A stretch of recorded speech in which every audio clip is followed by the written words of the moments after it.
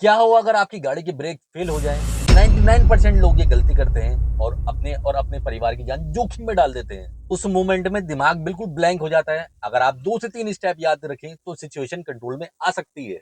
आज मैं आपको लाइव दिखाऊंगा कि अगर आपकी गाड़ी की ब्रेक फेल हो जाए तो आप सिचुएशन को कैसे कंट्रोल कर सकते हैं। अब मान लेते हैं हमारी गाड़ी के ब्रेक फेल हैं। अब मुझे यहाँ पर इसके ब्रेक नहीं मारने हैं। मेरी यहाँ पर स्पीड है 50 से 60 किलोमीटर की।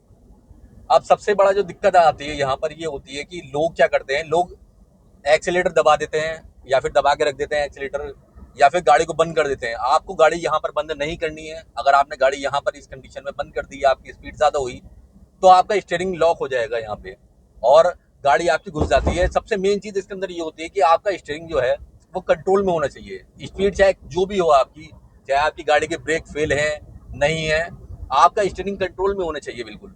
इसके अलावा सबसे पहले तो आपको क्या करना है, यहाँ पर मेरी स्पीड ये 60 किलोमीटर की है, ठीक है। आपको ऐसी कंडीशन में जब आपके ब्रेक फेल हो जाए, सबसे पहले तो एक्सीलेटर छोड़ दो बिल्कुल। यहाँ मैंने एक्सीलेटर बिल्कुल छोड़ दिया है, ठीक है। यहाँ पर सबसे बड़ा दूसरा जो प्रॉब्लम आती है वो क्या करते हैं लोग, स्पीड अगर बहुत ज्यादा है तो क्लच दबा के रख देते हैं। क्लच दबाने से कंडीशन और ज्यादा खराब हो जाती है। क्लच अगर आप दबा रहे हैं तो गाड़ी आपकी बिल्कुल फ्री हो जाएगी। गियर जो इंजन ब्रेकिंग होती है, जो गियर कंट्रोल करते हैं, उससे नहीं हो पाएगा।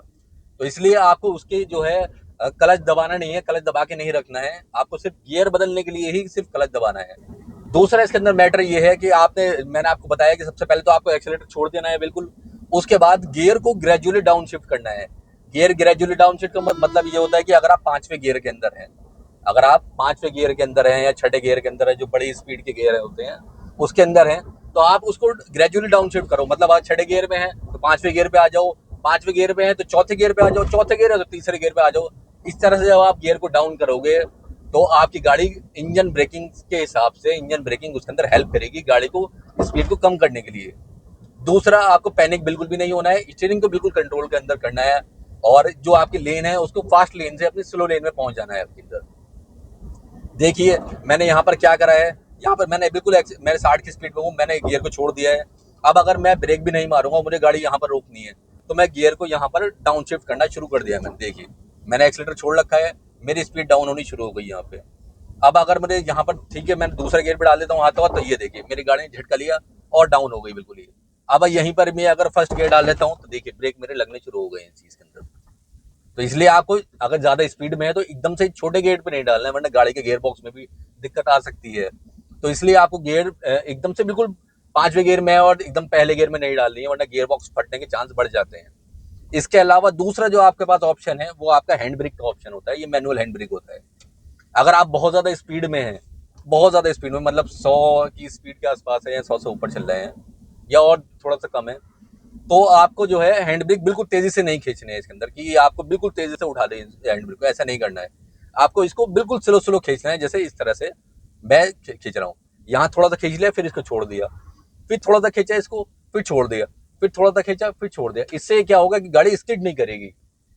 अगर मैं बहुत ज्यादा स्पीड के अंदर हूँ, इसके अंदर गाड़ी स्पीड से मैं चला रहा हूँ, यहाँ फिलहाल मैंने गाड़ी रोक दी है, स्लो कर दी है, बिना ब्रेकिंग के मैंने गाड़ी को स्लो करा है यहाँ पे। तो अगर मैं यहाँ पर हैंड ब्रेक को पूरी तरह से खींच देता हूँ यहाँ पे, तो गाड़ी तो रुक जाएगी। बट अगर मैं स्पीड में हूँ और फिर गाड़ी को अगर हैंड ब्रेक पूरा खींच दूंगा तो गाड़ी बिल्कुल स्किड कर जाएगी। इसलिए सबसे बेहतरीन पैटर्न इसका ये होता है कि आपको हैंड ब्रेक को धीरे धीरे धीरे धीरे ऐसे खींचना है, फिर छोड़ देना है। हल्का सा खींचना है, जैसे ही लोड पड़ेगा आपके लीवर के ऊपर उसे छोड़ देना है, फिर खींचना है, फिर छोड़ देना है। इस तरह से आपको इसको हैंड ब्रेक को कंप्लीटली कंट्रोल करना है और गाड़ी आपके कंट्रोल में आ जाएगी। दूसरा ऑप्शन ये है कि आपको यहाँ पर ये हैजार्ड लाइट जला के रखनी होती है इसके अंदर, जिससे पीछे जो अगर आपके ट्रैफिक में आ रहा है तो उसको कंट्रोल हो जाए, पता चल जाए कि आपकी गाड़ी में कोई ना कोई प्रॉब्लम आ रही है, आप किसी भी तरह से हो सकते हैं। यहाँ पर मैंने आपको 3 चीजें बताई हैं इसके अंदर, 3 या 4 चीजें बताई हैं इसके अंदर। सबसे पहले तो आपको एक्सीलेटर छोड़ देना है स्पीड में अगर गाड़ी है। क्लच नहीं दबाना है इसके अंदर, क्लच दबा के नहीं रखना है, मतलब ठीक है, गियर चेंज करने के लिए ही सिर्फ क्लच दबाना है।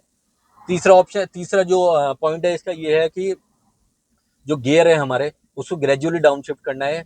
लगातार गियर को एकदम 5वें गियर से एकदम पहले गियर पे नहीं लेके जाना है और धीरे धीरे करके गियर को शिफ्ट करना है। अगर आपके पास टाइम है, इतना ज्यादा मतलब गैप है, कोई आगे इतना ज्यादा खतरनाक ट्रैफिक नहीं है।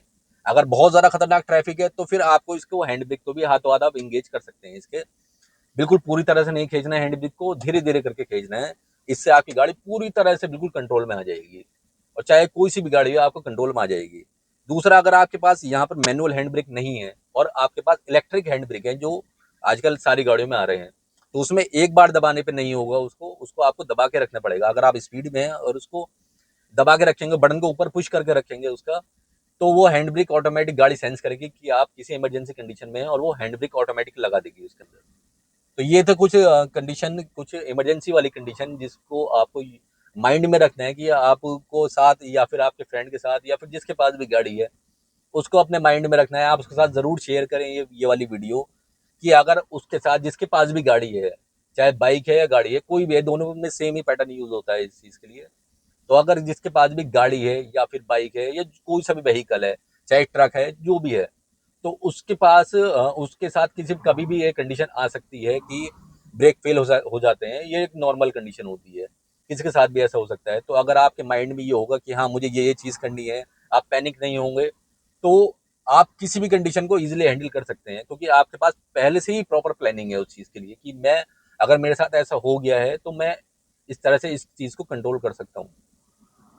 तो ये था कुछ आज की वीडियो में हम बताना चाह रहा था मैं। और मेरे पास ये शॉर्ट वीडियो भी होती है बहुत सारी है मेरे चैनल पे, बहुत सारी इस तरह की इंफॉर्मेटिव वीडियो है, कि आपकी गाड़ी का ब्रेक फेल हो जाए, या आपकी गाड़ी का क्लच फेल हो जाए, या आपकी गाड़ी का स्टीयरिंग फेल हो जाए, या आपकी गाड़ी स्टार्ट नहीं हो रही है, आपकी गाड़ी की हेडलाइट नहीं जल रही है, हॉर्न नहीं बज रहा है, या फिर कोई आपको गाड़ी चलानी कैसी है, किस तरह से आपको गाड़ी को मेंटेन करना है, इस तरह की हर एक चीज़ मेरे चैनल पे है। आप ज़रूर फॉलो करें मेरे चैनल को, और वीडियोस को, जो और दूसरी वीडियो हैं, उनको ज़रूर फॉलो करें।